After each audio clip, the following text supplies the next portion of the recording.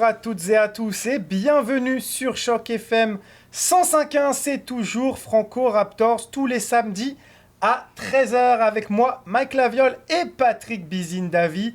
C'est l'épisode 16 aujourd'hui de la saison 2. On est en 2026, c'est le deuxième épisode de 2026. Bonne année encore à vous toutes et à vous tous. Patrick, bonjour. Oui, bonjour Mike. On est au studio juste après le match contre Boston. Vous nous écoutez le samedi, mais là, nous, on est vendredi juste après le match. Un bon match avec, on va revenir. Bonne semaine des Raptors malgré la défaite contre les Celtics de Boston. On va parler à l'émission, mais ça fait plaisir de retrouver tout le monde. Et puis nos Raptors aussi, qui seront de retour à la fin de la semaine, donc dimanche et lundi. Contre la même équipe, Philadelphie, les deux fois. Un duel à suivre, le 4e contre le 5e. Mais en attendant de parler de ce match en fin d'émission, aujourd'hui, on va revenir sur une semaine victorieuse des Raptors qui ont terminé la semaine en 3 victoires, 1 défaite. Et la défaite, c'était à la fin de la semaine. Ils auraient pu être à 4 victoires en 4 matchs. Malheureusement, on va revenir là-dessus dans la première partie de l'émission. Beaucoup de blessés pour les Raptors face aux Celtics de Boston que définitivement ils n'arrivent pas à battre depuis la saison rookie de Scottie Barnes. Ils n'ont pas gagné dans cette arena. On va revenir là-dessus. On parlera du joueur de la semaine. Ce sera Colin Murray-Boyles qui est en train d'éclore sous nos yeux. Ensuite, on se posera la question du jour. Et après, on parlera de cette double confrontation qui arrive face aux Sixers. Mais avant cela, on va lancer l'actu des Raptors. Patrick, l'actu des Raptors, c'est parti.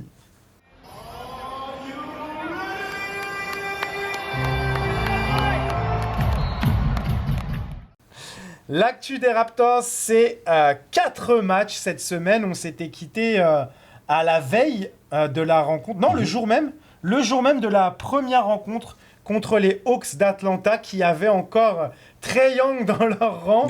On a été pris d'ailleurs dans les vestiaires pour le deuxième match en vidéo, alors que nous, on attendait de parler à Mohamed Gay, que vous aurez en entrevue à la fin de la première partie de cette émission. Les Raptors qui ont fait le travail avec 2 victoires face à Atlanta. 134-117 pour le premier et ensuite 118-110. Les Raptors qui ont vraiment fait 2 bons matchs contre Atlanta. Ensuite, quelle rencontre, Patrick, ils sont allés gagner aux Hornets, l'équipe qui leur faisait du mal depuis deux rencontres. Et ils sont allés gagner sur un tir au buzzer d'Emmanuel Quickley. C'était pas gagné ce match-là. Et enfin, ils ont terminé la semaine ce vendredi soir avec une défaite honorable. 125-117 face aux Celtics de Boston. Privé de Brandon Ingram, blessé au pouce. Privé de Scottie Barnes, blessé au genou. Et ils ont également perdu R.J. Barrett, blessé à la cheville. 4e carton ou 3e carton ? 4e carton. Donc ça a été très très compliqué. Patrick, pour revenir sur cette semaine, qu'est-ce que tu retiens ? Oui, c'est vrai, c'est 2 victoires contre Atlanta, mais c'est 4 victoires cette saison parce qu'ils avaient battu Atlanta 2 fois déjà. Donc c'est un véritable sweep contre cette équipe d'Atlanta. Autant ils ont du mal à gagner contre Charlotte, les Hawks ont du mal à gagner contre les Raptors. On les a battus chez eux. Et là, c'était autour du match à Scotiabank Arena. Un gros match de R.J. Barrett qui a dû jouer les 2 matchs. Il n'avait plus les minutes. Il avait toujours les restrictions de minutes, mais là, c'était vraiment 30 minutes et plus. Et donc, c'était vraiment le retour en force de R.J. Barrett, les 2 matchs. Bien sûr, les habitués, Ingram, Scottie Barnes, qui ont bien joué. Ils n'ont pas vraiment été inquiétés par les Hawks, les 2 matchs. Le deuxième, ils l'ont mieux joué quand même au premier quart-temps. Ils étaient déjà en avance, ils n'ont jamais été inquiétés. Donc 2 victoires de suite. Ensuite, c'était le voyage attendu donc à Charlotte contre une équipe qui les a battus autant de fois cette saison. Et ce match-là, donc au 4e quart-temps, on pensait qu'ils allaient perdre parce qu'ils rataient tous les tirs. Ça n'entre pas du tout. Emmanuel Quickley, ça n'allait pas, mais quelque chose s'est passé au 4e quart-temps. Mais il faut dire aussi que dans ce match contre Charlotte, c'est là où Brandon Ingram s'est blessé. Et donc, il a joué, je pense, seulement 6 minutes.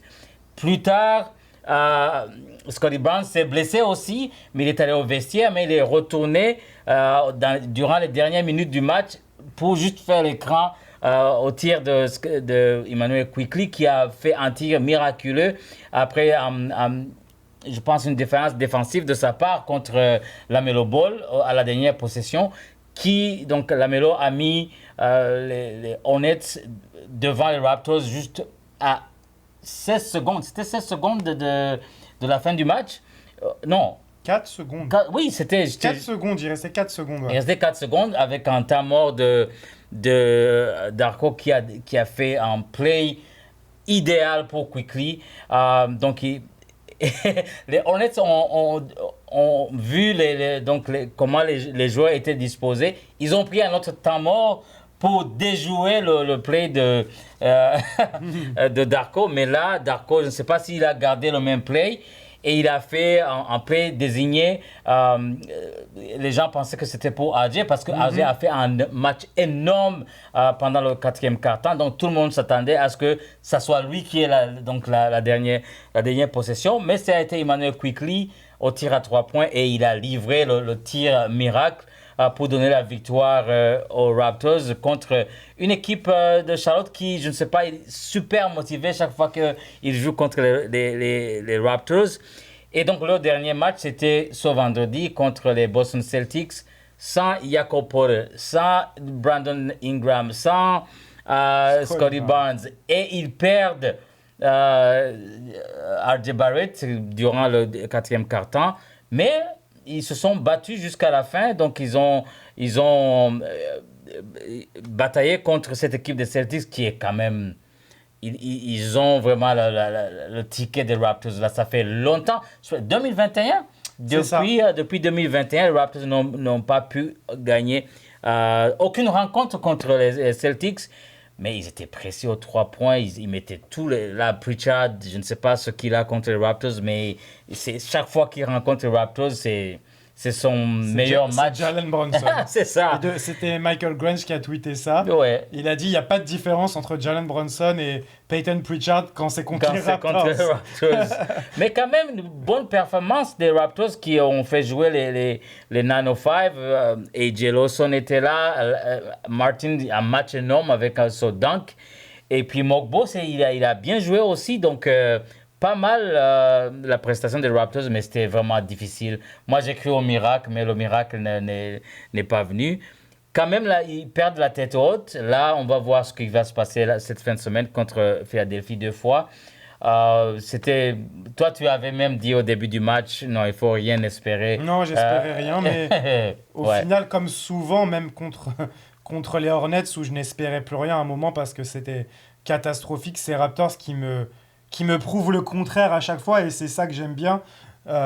J'ai ce petit côté défaitiste à chaque fois, c'est une superstition parce que la plupart du temps, il se passe l'inverse, ça fonctionne pas tout le temps, mais ça a quand même un bon pourcentage de réussite quand vous voyez mon tweet « Allez, c'est fini, bonne nuit ». En vrai, faut pas aller vous coucher parce qu'il y a des chances que les Raptors reviennent, mais totalement... revenons un petit peu sur... là, on a du temps aujourd'hui parce qu'on n'a pas une émission chargée dans le programme. Je vais revenir un petit peu aussi sur chaque match. D'abord, la double confrontation contre Atlanta. Tu l'as dit, c'est vrai, les Raptors qui ont beaucoup mieux joué le deuxième match. Le premier match, ils ont eu des problèmes défensifs pendant 3 quarts-temps avant de boucler totalement la boucle dans le 4e. Il n'encaisse que 11 points et là, il termine le match très fort.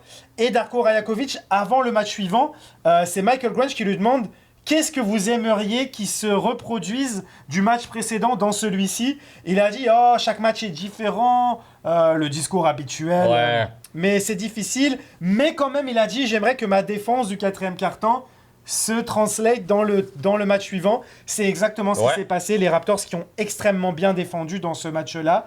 Je crois que c'est dans celui-là où Darko a dit l'objectif était de gagner chaque quart-temps. Et je pense que c'est dans ce match-là qu'ils ont gagné chaque quart-temps. 31-26, 30-23, 25-24, 32-27. Les Raptors qui ont vraiment dominé ce match de bout en bout. Et c'était vraiment de bel augure avec, tu l'as dit, RJ Barrett qui commence à monter en puissance et qui voit ses minutes augmenter jusqu'à ce match contre Charlotte où il a joué 35 minutes. Il a mis 16 points dans le quatrième carton, ouais. Avec la blessure de Ingram, Scottie Barnes qui est revenu tardivement. Un match qui semblait désespéré. Ils ont shooté à 7 sur 34 à 3 points, 20%. Mais la stat de notre ami Kix, anciennement TSN qui travaille pour ESPN maintenant, c'est la personne à suivre sur les réseaux sociaux pour toutes les statistiques sur les Raptors. Ouais, génial. Moins de 25% à 3 points pour les Raptors égale 6 victoires, 0 défaite. Ouais. Peut-être que contre Boston ce soir, ils auraient dû mal shooter les à 3 points. Ça aurait été peut-être une victoire, je pense pas, parce que vraiment Boston a été très fort. Ça va me permet de faire la transition, puisque tu as déjà parlé du reste, tu as déjà parlé de Emmanuel Quickley. Ah, j'ajoute quelque chose quand même. On va en parler juste après, donc j'en parle pas trop. Colin Murray Boys, 17 points, 7 rebonds, 7 passes. C'était exceptionnel dans ce match. Et non, c'est pas ce match-là, c'est celui d'avant. Là, il a mis seulement 4 points, mais il a pris 15 rebonds dans ce match-là. J'ai inversé avec le deuxième match contre Atlanta. C'est là qu'il fait son record en carrière au point. Et 7 passes, 7 rebonds. On va reparler de Colin Murray Boys juste après. Je termine avec Boston. Très, très compliqué parce que manque de taille. Mais au final, les Raptors ont réussi à compenser par une bonne adresse à 3 points, même si je crois qu'elle s'est un peu... elle a un peu diminué, 18 sur 47, mais 38% à 3 points, c'est très bon. Le problème, c'est que Boston a shooté à 14 sur 28, 50%. Les Raptors qui ont à chaque fois réussi à revenir dans le match. Ils étaient à chaque fois derrière, ils revenaient. Malheureusement, tu sais que quand tu reviens sans cesse, tu vas y laisser de l'énergie. C'est ça. Et malheureusement, ils n'ont pas eu les moyens de revenir dans ce match, surtout avec la blessure de RJ Barrett. Et surtout, en fait, offensivement, ils font un bon match malgré tout. Ils inscrivent 117 points, donc c'est une belle performance offensive. Mais défensivement, ils n'ont jamais été en mesure d'arrêter les Celtics qui scorent 125 points à 54% au tir, 50% à 3 points et qui en plus, quand ils n'y arrivaient pas, comme Jalen Brown, 13 lancers francs shootés, 17 sur 19 au lancer franc, c'est un total package, comme on dit en anglais, pour les Celtics en attaque. Oui. Et puis, même juste la différence de taille, il n'y avait rien à faire contre les centres des Celtics, mais leur tir à 3 points, c'est de la folie, ce qu'ils font. Quand ça entre vraiment. Et puis, comme ils avaient aussi l'avantage de taille, s'ils ratent, ils sont là au rebond. Et chaque fois, c'était un mismatch. Même s'il y avait Sandro quelquefois. Sandro, il est petit par rapport à Keita. Ouais, c'est ça. Donc, un bon plan de match du coach Mazzulla à chaque fois. Donc, c'est vrai, c'est un jeu qui n'est pas très beau à voir, mais qui est efficace. Exactement. Et puis là vraiment, je ne serais pas surpris si Mazzulla est candidat au coach de l'année à NBA parce que là, ils sont 3e à l'Est, mais tout le monde disait c'est peut-être une saison de reconstruction avec la blessure de JT, avec le départ de Porzingis et tout le monde. Mais là, ce qui sortent comme match, c'est extraordinaire. Ils ont gagné contre presque tout le monde. Donc, bon match, bon plan de match contre les Raptors à chaque fois parce que c'est diminué. Donc, on va peut-être en parler vers la fin de l'émission, justement, sur les besoins des Raptors. La taille, quand Yak n'est pas là, il ne faut pas espérer des miracles là parce que, Scottie Barnes peut jouer au poste de centre, mais ce n'est pas son poste à lui. Donc, on va discuter plus tard, mais Boston, ils ont la carte magique contre les Raptors à chaque fois. Ouais, c'est simple. On connaît Boston comme une équipe qui shoot beaucoup à 3 points, mais ce soir, ils mettent 62 points dans la raquette contre 50 des Raptors. Les Raptors qui ont essayé de les battre à leur propre jeu. Je pense que les Raptors ont shooté beaucoup plus à 3 points. La preuve, Boston a shooté que 28 fois. Pour eux, c'est très peu. Ils tournent à 40 tirs à 3 points par match. C'est là que tu dis... Le plan de match de Mazzulla était très bon parce qu'ils ont insisté sur leur avantage de taille. Donc on voit quand même que Boston, c'est pas une équipe qui tire bêtement à 3 points. Quand ils ont des avantages de taille, des possibilités de drive parce qu'ils sont plus puissants, plus physiques. Et puis Peyton Pritchard, tu l'as dit, quand il joue contre les Raptors, 29 points. Et c'est pas que des tirs à 3 points, il va driver, il s'arrête près du panier, il va pas au lay-up, il fait ses petits tirs à reculons. Il y a personne qui est en mesure de l'arrêter. Il tourne à 16 points par match cette année, mais quand il joue contre les Raptors, c'est un joueur, j'ai pas la stat exacte, mais il est proche des 30 points par match. Il est sensationnel, il y a rien à faire. Et ça date pas d'hier, je te le disais en rigolant, mais en fait, je me rappelle de sa saison rookie. Je discutais sur les réseaux sociaux avec les fans des Celtics et il faisait un bon début de saison rookie. Et j'avais dit, ouais, mais jusque-là, il n'a pas affronté Kyle Lowry et Fred VanVleet. Et j'avais annoncé, là, ça va être différent. Et en fait, son tout premier match contre les Raptors, il nous avait torché, littéralement. Et depuis ce jour, chaque match qu'il joue contre les Raptors, il est exceptionnel. Alors, j'ai lancé une malédiction, je crois. Je pensais que c'est qui a mis le alley-oop, que CMB avait mis fin à la malédiction en l'écrabouillant, mais il n'y a rien à faire, il est exceptionnel, on peut que s'incliner devant lui, hein, parce que c'est pas un joueur dirty et tout, c'est un très très beau joueur, il n'y a pas de vice chez lui, c'est pas un joueur qui va provoquer beaucoup de fautes, il joue très clean, il fait énormément penser à McConnell. Oui. Mais avec le tir à 3 points. Oui, avec le tir à 3 points, parce qu'il est tout le temps dans la raquette. Tout le temps dans la raquette. Et puis il n'est pas grand de taille aussi. Pas du tout. Il n'est pas grand de taille, mais il est tout le temps dans la raquette et puis il va faire des moves. Mais à 3 points aussi, il réussit. À 3 points, il est très fort. Il shoot ce soir à 3 points. Il est à 3 sur 5. Ouais. Et voilà. Et les Celtics, comme je le disais, 62 points dans la raquette et 15 à 8 en seconde chance. Ouais. C'est presque le double de points, donc ça fait mal, mais... Et puis il y avait le retour de Brown qui n'avait pas joué contre les Raptors la fois passée, il était absent, donc il a joué ce vendredi, mais je pense que donc le cœur vraiment des Celtics, c'est la défense de Derrick White.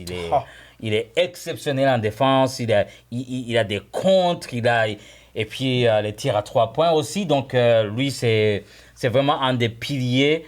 Même dans l'équipe qui a gagné le titre, il était là. Donc, c'est vraiment un joueur très performant. Et puis, two-way player, comme ils disent, en attaque et en défense. Donc, tu ajoutes Brown.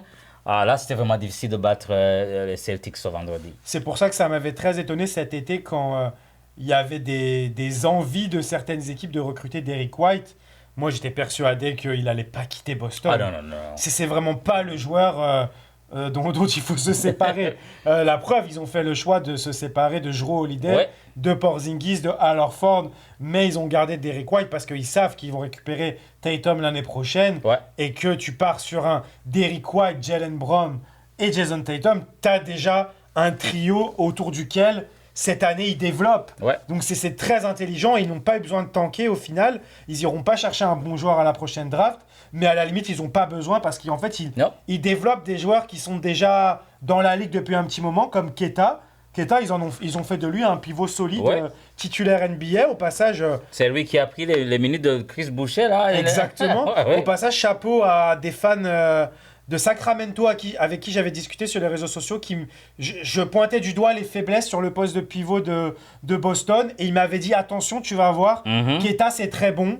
J'en étais pas convaincu. Je le suis un petit peu plus maintenant, même si je pense que c'est pas un pivot qui t'emmène à un titre, mais avec un recrutement qu'il pourrait faire prochainement pour l'année prochaine, il sera un très bon backup. Donc Boston qui montre qu'ils sont capables de développer des joueurs. On voit Cornette maintenant avec les Spurs qui a beaucoup apporté dans l'année du titre. Donc je pense que eux, ça sera à surveiller aussi sur le marché des transferts s'ils peuvent aller chercher un deuxième centre. Je pense que c'est ça qui leur manque parce que Garza c'est léger, c'est bon contre les petits Raptors, mais c'est très léger. Mais honnêtement, attention à cette équipe qui pourrait faire du bruit, même en série, et même si Tatum ne décide pas de revenir, attention à cette équipe dans cette ils peuvent aller loin. conférence de l'Est qui n'est pas relevée finalement. Hein. Non. Qui n'est pas si relevée que ça, ils arrivent à battre. Et puis avec l'expérience qu'ils ont, tout peut arriver en playoff. Tout peut arriver parce que c'est des match-ups, c'est de l'expérience, et il faut que, en tout cas, le jeu... pendant les playoffs, devient très lent. Et donc, ça devient une question de stratégie, d'ajustement. Coach Mazzulla, qui est excellent. Donc, on ne sait jamais, cette équipe peut faire vraiment du bruit à l'Est. Et on va surveiller à la date limite des transactions ce qu'ils vont faire de Anthony Simons, puisqu'il est en fin de contrat, ouais. mais qui s'impose comme un excellent 6e homme. Ouais.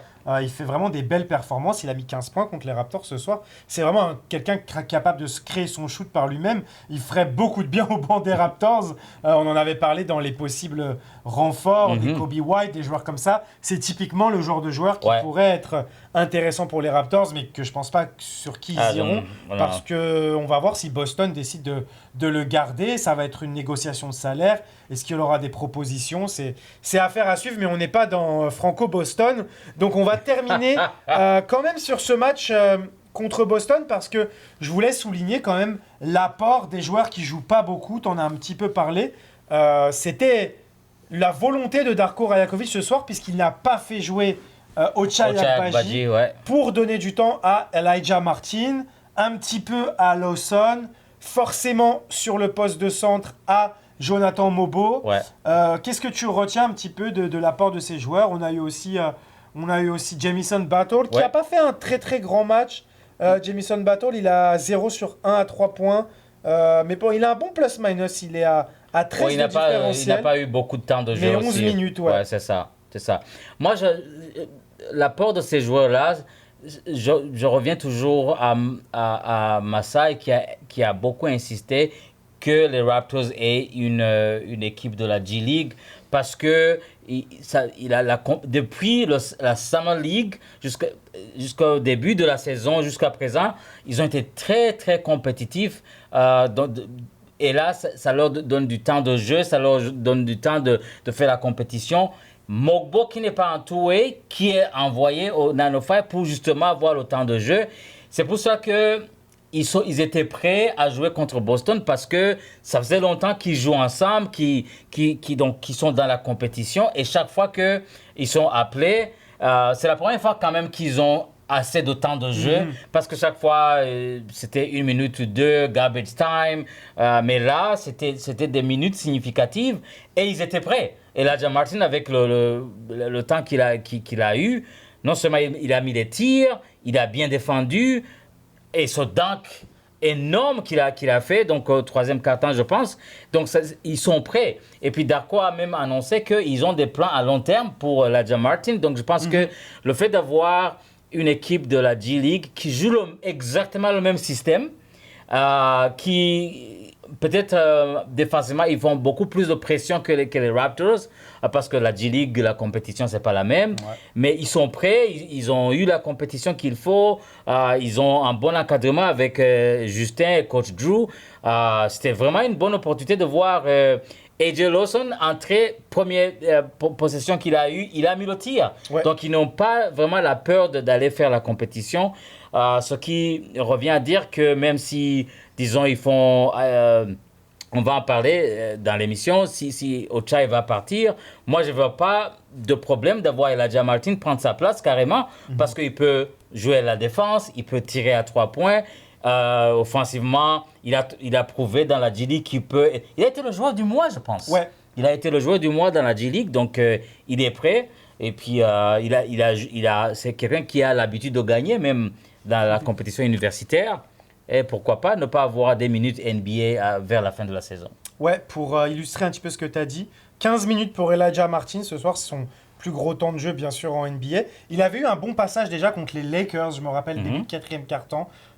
C'est le joueur des 905 qui avait connu entre les deux two-way, parce que je compte pas AJ Lawson qui a plus d'expérience en NBA. Burn avait eu une titularisation, ça s'était pas bien passé, mais Elijah Martin avait déjà eu de l'impact. Ce soir, il a mis 7 points, il a distribué 3 passes décisives. Il a été un petit peu maladroit au tir, parce qu'il termine à 3 sur 7, 1 sur 5 à 3 points malheureusement, mais vraiment une bonne activité. Il était actif en défense. Non, c'était un bon... Il a profité de l'opportunité que Darko lui a donnée contre Boston. Et Mobo, c'est pas mal aussi. 19 minutes pour lui, 3 sur 3 au tir, 6 points, 3 rebonds, 3 passes décisives. Et lui aussi des bonnes défenses sur Jaylen Brown. Donc très intéressant de voir que ces joueurs peuvent avoir un impact. Mobo, je commençais un petit peu à désespérer, je t'avoue, parce que j'ai pas l'impression qu'il fait des très très gros matchs quand il est envoyé en G-League. c'est pas le joueur dominant. Après, on sait que c'est compliqué, la G-League, c'est une ligue d'arrière. Bah oui. C'est pour ça que Hepburn et Elijah Martin brillent. C'est dur pour les intérieurs d'être servis. Il n'y a pas de play qui est désigné pour lui. Exactement. Ouais. Mais du coup, ça fait du bien de voir que Mobo a pu avoir un impact ce vendredi soir. Un peu déçu par Reggie Lawson, parce que tu l'as dit, il a mis son premier tir à 3 points, mais après il a raté ses 3 tirs, il a joué que 5 minutes, on l'a pas revu, c'est dommage. Mais en tout cas, oui, comme tu l'as dit, grâce à la G-League, ces joueurs-là sont prêts, et c'est vraiment très très intéressant. Passons maintenant à un autre joueur qui est prêt dès sa première année. Quelle maturité pour lui. Je parle bien sûr du joueur de la semaine, c'est Colin Murray Boyles qui a signé plusieurs records en carrière cette semaine, notamment au niveau des points, 17 points contre Atlanta, et au niveau des rebonds, 15 rebonds contre les Hornets. Il tourne les stats, c'est pas mirobolant, c'est pour ça que c'est peut-être pour ça que malheureusement, malgré son impact, il aura peut-être pas une place dans les meilleurs 5 rookies, parce qu'il y a des joueurs qui font des grosses stats. La classe des rookies voilà, cette année, c'est... Ouais. Il est à 8,5 points et 6,5 rebonds sur les 4 matchs de cette semaine. Mais quel impact défensif, Patrick! Parle-nous un petit peu de ce Colin Murray Boyles. Qu'est-ce qui te frappe le plus? Moi, je pense que c'est à cause de CMB que Mobamba n'a pas eu de contrat, parce que Mobamba était amené pour être le backup au centre. Mais là, avec les performances de CMB, on n'a pas besoin de backup, parce que il n'a que 20 ans. Il n'a que 20 ans. Et dans sa jeune carrière à la NBA, il a défendu contre Jokic, il a défendu contre Wemby, il a contre Joel Embiid. Donc il n'a peur de personne. Et puis dans la conférence de presse, on lui a justement posé la question. Il a dit non, I lift. Donc et aujourd'hui, j'ai écouté justement le Raptor Show qui disait que c'est lui qui a qui soulève le plus de poids dans l'équipe, et à chaque fois après le match. Donc il va dans le gym après le match, mais sa performance, c'est... Et puis lui, je pense que il est physique, il est grand, mais je pense que c'est son intelligence dans le placement. Je disais au dernier match, c'est comme s'il a un aimant qui attire donc la balle. Il est à la bonne place au bon moment à chaque fois.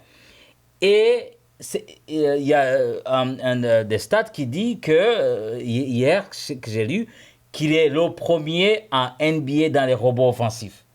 Et là, il expliquait justement que c'est grâce au positionnement, mais à sa force. Là, tu veux aller bloquer, il va te contourner, il va te pousser, Moi, c'est un petit Robinson des Knicks. Je l'appelle Charles Barkley.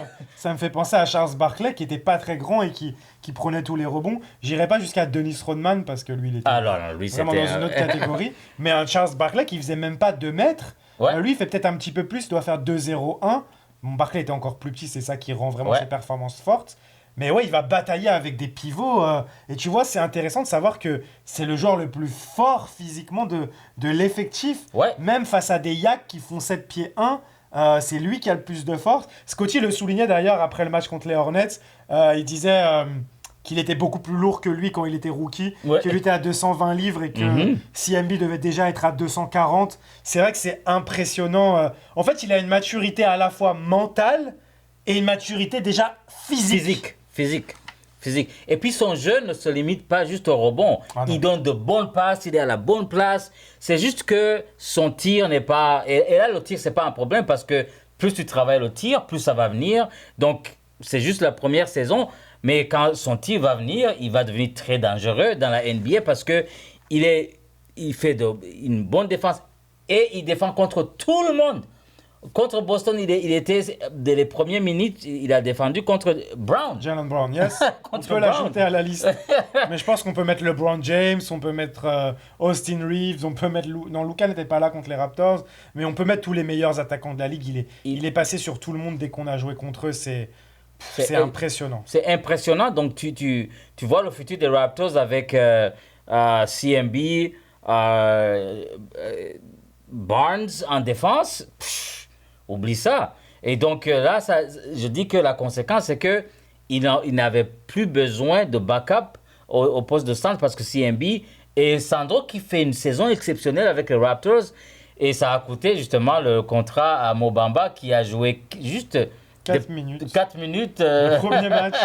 et puis c'était fini. Donc il est vrai qu'ils ont quand même besoin d'enceinte, mais avec CMB dans l'effectif, c'est exceptionnel ce qu'il peut faire. Ouais, bah, je te suis. Moi, ce que je note, c'est ce que tu as dit, c'est sa maturité dans le positionnement, la lecture du jeu. Il perd très peu de ballons. Il roule sur les pick and roll toujours dans le bon timing. D'ailleurs, c'est le joueur que Quickley arrive peut-être le mieux à servir. Quickley qui n'est pas très bon dans les passes sur pick and roll vers le cercle. Il arrive à trouver CMB. Derrière, quand il va au cercle, il a la bonne lecture pour faire la passe s'il voit que c'est fermé. Les 3 points, ça rentrait au début de l'année. C'était assez étonnant. Là, on voit qu'il commence à être dans une mauvaise période. Il y a moins de tirs qui rentrent, mais il continue à les prendre. C'est une bonne chose. La chose que j'aimerais voir plus, on l'a vu ce soir contre Boston une fois, mais il s'est fait contrer par Derek White d'ailleurs, c'est le voir driver. Parce que comme il a cette capacité de lecture du jeu et cette capacité d'utiliser son corps face à des joueurs même plus grands, il a une très très bonne finition au cercle. On l'a encore vu contre Boston là. À un moment, il passe sur le pick and roll. Il y a un tout petit espace. Il y a la faute. Il finit avec la faute N1. C'est assez exceptionnel. Il a des très bonnes mains. En plus, c'est un gaucher. Donc les gauchers, c'est toujours compliqué de les... On connaît avec RJ Barrett. Il va toujours sur la main gauche, mais il n'y a rien à faire. C'est un peu la même chose.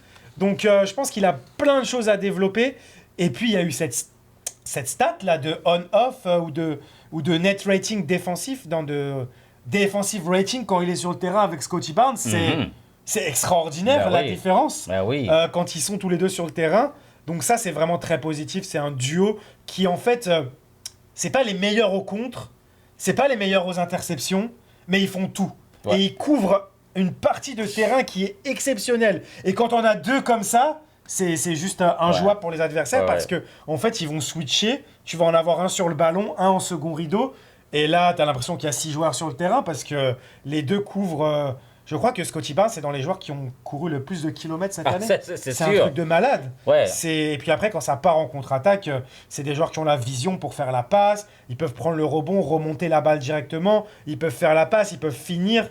Non, c'est vraiment sensationnel. Et merci Masai pour CMB. Merci Clutch pour ne pas nous avoir mené sur la piste Malouache qui n'a pas l'air d'être prêt pour la NBA puisqu'il ne joue pas à Phoenix. Donc au final, c'est un très très bon choix de la part des Raptors. Ah oui, c'est vraiment un bon choix. Et là, on va voir s'il se dessine à une carrière de small ball 5. Parce que le problème aussi, c'est comment tu organises ce front de courte si tu as CMB, Scottie Barnes et Brandon Ingram. Mais bon, on va voir à l'avenir. Est-ce que Brandon Ingram va rester éternellement aux Raptors? Il a 2 à 3 saisons là. Après, peut-être que l'avenir, ça sera Scottie Barnes, CMB et un pivot. Il a 20 ans. Et voilà, exactement. Il a 20 ans. Et puis, chaque fois qu'il est sur le terrain et que Darko fait un changement et qu'il sort du terrain, il est épuisé. Et c'est ça qu'il a dit dans sa conférence de presse. Il a dit si tu n'es pas fatigué, c'est que tu n'as pas joué assez. Tu n'as pas joué. Il est épuisé chaque fois qu'il prend un repos. Mais autre chose qu'il doit améliorer, c'est le nombre de fautes personnelles. Et ça, Darko l'a mentionné la semaine passée. C'est que des fois, il commet des fautes. Il est à 3 fautes, 4 fautes, 5 fautes. Parce qu'il est tellement intense que des fois, il faut vraiment balancer entre l'effort et des fautes qui ne sont pas nécessaires des fois.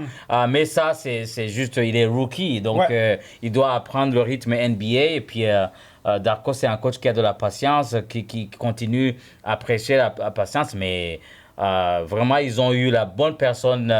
Moi, il est beaucoup plus impressionnant que Grady Dick, que les autres. Dans leur première année. La première année, on voit ce qu'il peut faire la première année et on se dit la deuxième, la troisième année, ça va être de la folie. S'il n'est pas blessé, là, on touche du bois et puis on espère que ça va aller côté santé. Mais la force physique, l'intelligence, il a tout le package. Mais en fait, il se rapproche plus de la première année de Scottie Barnes que de la première année de Grady Dick et Jacoby Walter, tout simplement. Mais parce que c'est un top 10 aussi de repêchage. C'est pas un 12 ou un 19. Donc ça, on voit que c'est un joueur qui était dans le top des rookies de cette année, qui a été peut-être aussi un petit peu sous-estimé, par sa taille peut-être aussi. Mais en tout cas, et pour revenir à ce que tu disais, les arbitres aussi, qui ne le favorisent pas. Ouais, c'est ça. Je pense qu'il va prendre l'habitude de la ligue, les arbitres vont prendre l'habitude de lui. Pardon. Et un peu à l'image des défenseurs de OKC, au bout d'un moment, il est tellement agressif que les arbitres en laisseront passer. Ouais, c'est Là, ça. pour l'instant, c'est un rookie, donc ils ne lui font pas de cadeaux. Mais au bout d'un moment, ils vont s'habituer à son jeu. Les mains qui traînent, qui sont toujours sur le ballon. Et au fur et à mesure, je suis persuadé qu'il fera beaucoup moins de fautes tout en continuant à faire la même chose. Mais c'est juste qu'il sera plus respecté par les arbitres. Son jeu sera plus respecté par les arbitres. Et au final, il sera moins sanctionné. Parfait, Patrick. On va écouter l'entrevue avec Mohamed Gueye. Le Sénégalais, au passage Sénégal en demi-finale de la CAN, le Sénégalais des Hawks d'Atlanta, et puis on revient juste après la pause, et on parlera de la question du jour, et on parlera du match contre les Sixers. À tout de suite. Comment tu évalues, c'est ta 3e saison en NBA, comment tu te sens? Tu gagnes petit à petit en temps de jeu, en rôle, comment tu te sens dans cette 3e saison NBA? Je me sens bien. Première saison un peu compliquée, j'avais des blessures. Deuxième saison, c'était un peu comme ma première. Et là, j'ai joué pendant tous les matchs, bien juste pas 2. Donc, c'est un peu différent, mais je me sens bien, je m'adapte bien et j'ai hâte de voir ce que la saison va me donner. Et sur ces premiers mois, on voit que l'équipe, elle est un peu en dents de scie. Il y a des hauts, il y a des bas. Il y a pas mal de blessés aussi. Vous avez eu Trae Young qui a été là, qui n'a pas été là.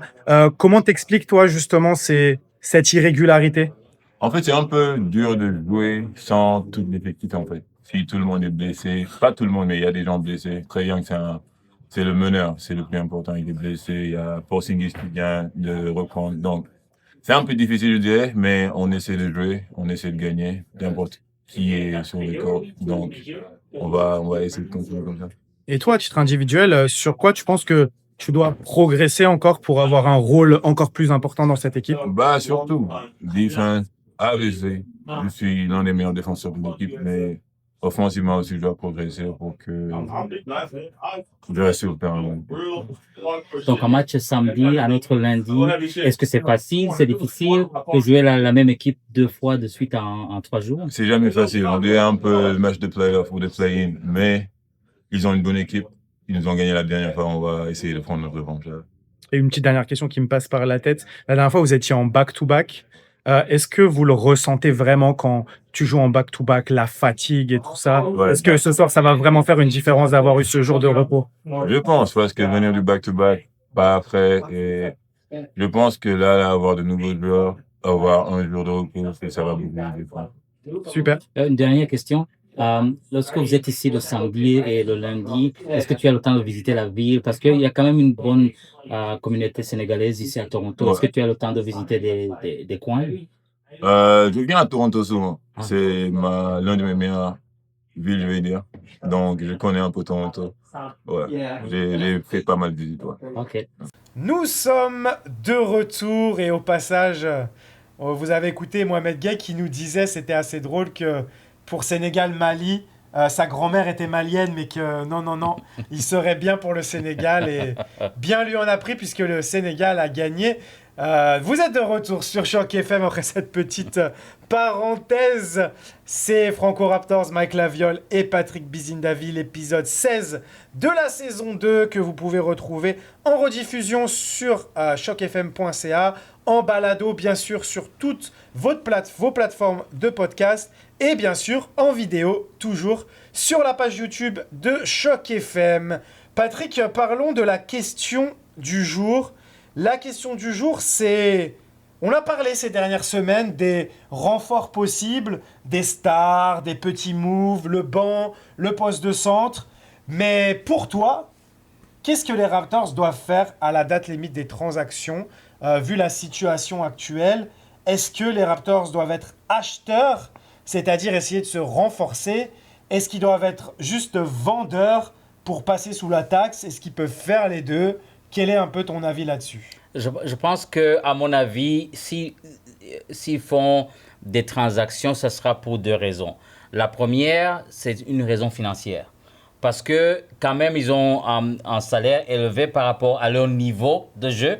Donc, sûrement que s'ils font des transactions, c'est pour un peu diminuer la masse salariale des Raptors cette année parce que c'est une masse salariale assez élevée et donc d'où donc les gens parlent du départ de Ochai Agbaji avec son 6 millions par an. Donc ça peut faire diminuer la masse salariale. La deuxième chose qui va peut-être pousser les Raptors à faire des transactions, c'est le poste donc du centre.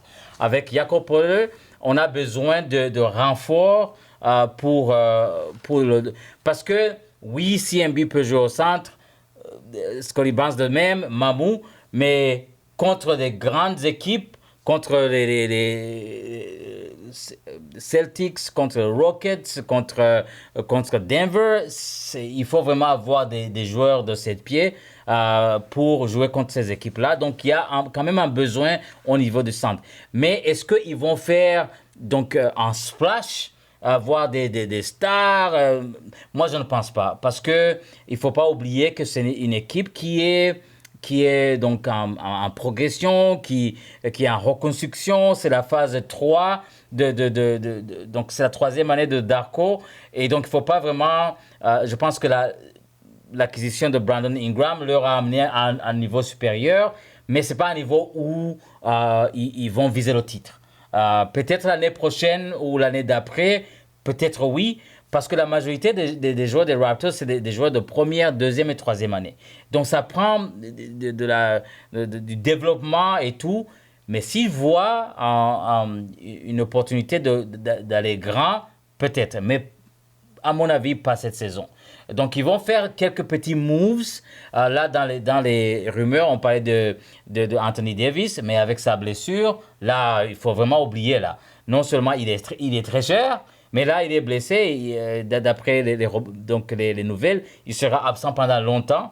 Donc, ce serait vraiment un risque d'avoir Anthony Davis. Mais je pense qu'il y a des moves à faire. Ce sera beaucoup plus au niveau financier. Et puis, avoir un centre.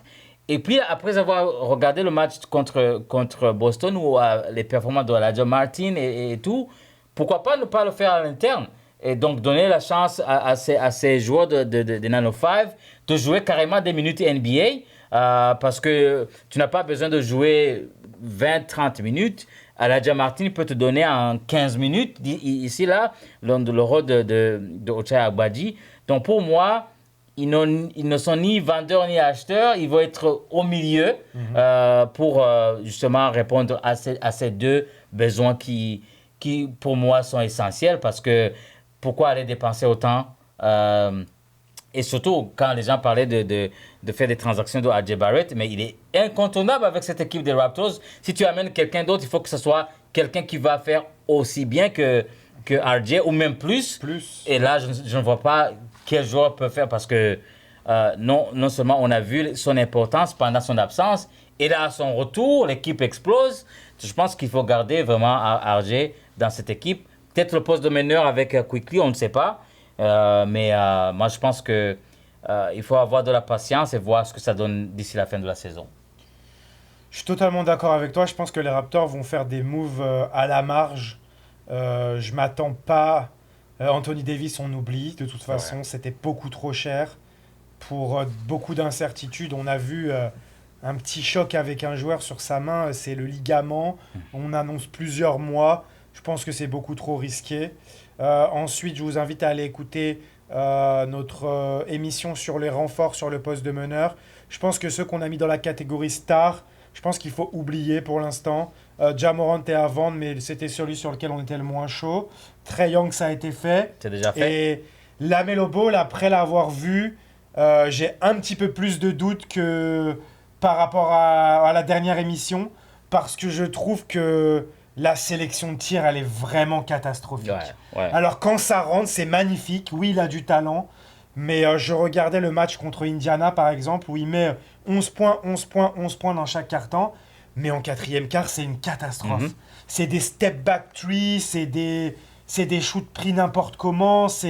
Non, je trouve que peut-être que dans une équipe mieux cadrée, ça irait mieux. mais je suis pas certain. Ouais. Et puis lui aussi, il a eu Ouais. des problèmes de blessures, donc lui aussi, je trouve que c'est beaucoup d'incertitudes.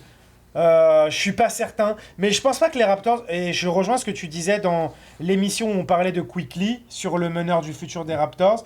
C'est probablement pas le meneur de jeu du futur des Raptors qui vont gagner un titre, mais je pense qu'il faut être patient avec Ouais. lui quand même, Ouais. et que les Raptors ne vont pas le balancer comme ça cette année. Non, tu as tout à fait raison. Et puis, si Emmanuel Quickly réussit ses tirs à 3 points, c'est un bon tireur, mais il n'est pas constant. S'il réussit d'une façon constante ses tirs à 3 points, défensivement, il fait des efforts. Oui. Et puis, moi, je pense que si on garde Quickly et que d'une façon ou d'une autre, on ait quelqu'un comme Sexton, qui peut être un combo guard avec Jamal Shead, we're good. Je pense pas. Et puis, le rôle d'Emmanuel Quickly dans cette équipe, c'est pas d'être un franchise player. Tu as Brandon Ingram, tu as Scottie Barnes en attaque qui ont quand même. Tu as RJ. Et, donc, et puis aussi, il faut dire que Quickly performe mieux quand Yak est là. Et donc, ça fait plusieurs matchs que Yak est absent. Donc, je te rejoins, il faut avoir de la patience. Si les ingrédients sont là, Ouais. je pense qu'ils peuvent être un bon meneur. Aller au titre, on ne sait pas, mais il peut être quand même un bon meneur. Et il ne faut pas oublier, c'est quelqu'un qui a dit, j'ai écouté hier, c'était un meneur remplaçant.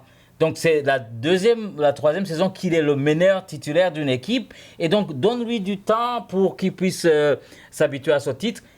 En plus des blessures qu'il a eues, donc il y a eu tellement d'absences. Moi, je reste patient. Et puis contre Charlotte, il nous a fait un tir de rêve là. Et puis contre Boston, il a fait un bon match aussi. Donc je pense qu'il faut vraiment avoir de la patience pour IQ. Lorsque ça marche très bien. Moi, pour moi, c'est juste avoir cette constante et de mettre les tirs, avoir un bon pourcentage de tirs à 3 points. Le reste avec RJ, avec Ingram et les autres, je pense qu'offensivement, il y a moyen de faire avec. Ouais, c'est ça. Je pense que les Raptors ne sont pas dans une position où ils sont à un transfert de Quickly d'être candidat au titre. Donc Non. pour l'instant, je pense pas que les dirigeants vont se précipiter sur le premier venu. Je pense qu'ils vont prendre le temps, à la limite, de trouver la personne, comme à l'époque avec Kawhi. Mais Kawhi, c'était après 3-4 années de finale de conférence, demi-finale de conférence, une équipe qui avait montré ses limites, mais qui était compétitive. Pour l'instant, on n'en est pas là, mais on pourrait en être là dans 2-3 ans, Ouais. quand tous les joueurs dont tu parlais, qui sont en première, deuxième année, auront commencé à évoluer, et que là, ça sera une équipe solide. Peut-être que là, on se dira, OK, Quickly. L'avantage de Quickly, c'est que son salaire n'augmente pas beaucoup, et que dans quelques années, peut-être qu'un Quickly 6e homme au prix où il sera, ça sera un bon prix par rapport au marché. Là où aujourd'hui, un 6e homme à 35 millions, c'est pas évident de le recruter dans une équipe qui veut jouer le titre. Tu vois ce que je veux dire? Ouais. S'il y a une équipe qui veut se renforcer avec un joueur qu'il considérait comme un joueur en sortie de banc en Quickly, eh ben, il serait prêt à mettre cette somme-là. Aujourd'hui, le salary cap fait que c'est un salaire de meneur titulaire malgré tout. Mais je pense que oui, j'ai été un peu énervé sur les réseaux sociaux. Le match contre les Hornets, il m'a fait fermer ma bouche. Et du coup, c'est vrai que je me suis précipité à dire qu'il faut le transférer. Mais je pense pas. Soyons patients avec cette équipe. Darko Rakovic ne cesse de le rappeler. On n'est pas dans une année où on va jouer le titre ou quoi que ce soit. Donc patientons.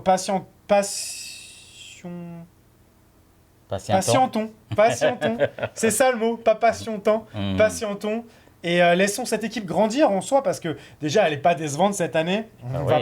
On va pas cracher dans la soupe. Le bilan, il est exceptionnel.